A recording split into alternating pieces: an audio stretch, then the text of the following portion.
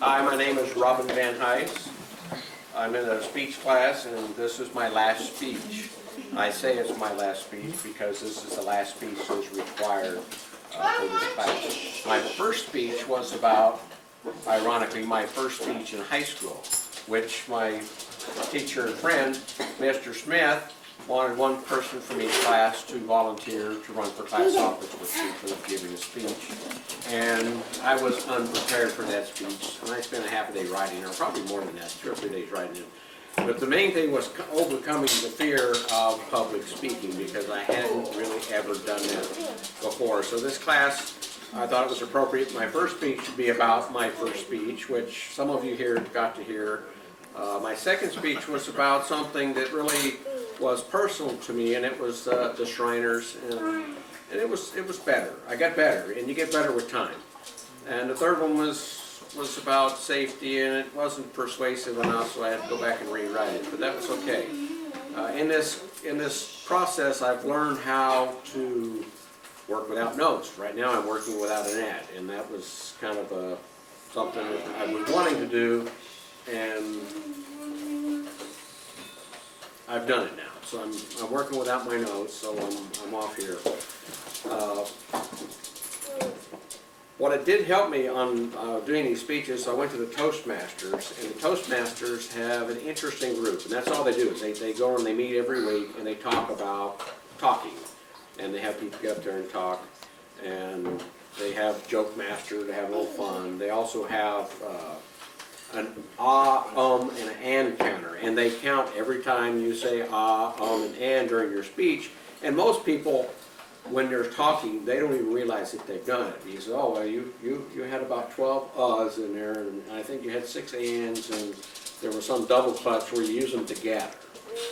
And so that was interesting because I wasn't aware that I was doing that. And it was also in this class I've learned that videotaping and seeing yourself speak is much different than just practicing in the mirror, because you actually get to hear all the stuff that you didn't, consciously hear.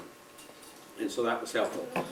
In the Toastmasters, they also talked about using appropriate, hand gesturing, tone of voice, things like that. So if you ever have an opportunity where you want to get up and give a speech someplace, or you need practice, the Toastmasters is a great place to go. And I learned a lot from them. I really enjoyed it. It was fun. It was a lot more fun than I thought, because the biggest thing is overcoming the fear of doing it. I was outside pacing, reading my notes, thinking, oh my God, I've got to get in there and do this again. But, it's not so bad. Once you get started, you loosen up. And the big thing is just getting comfortable. The other students in the class, this is an online class, I only get to read notes. I think I got to saw one of the students' speeches, which was kind of puzzling because I thought that we would share them, but that didn't happen, being an online class. But I tried sharing mine and kind of went from there.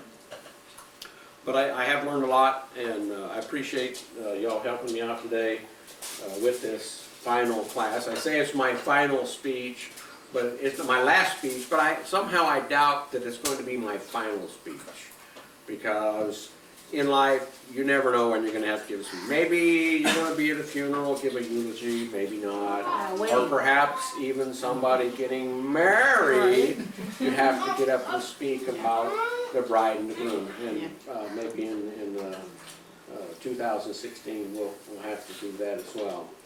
But there was an see the counters.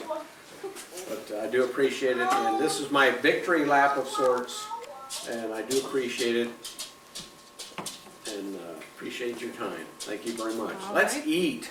Yeah.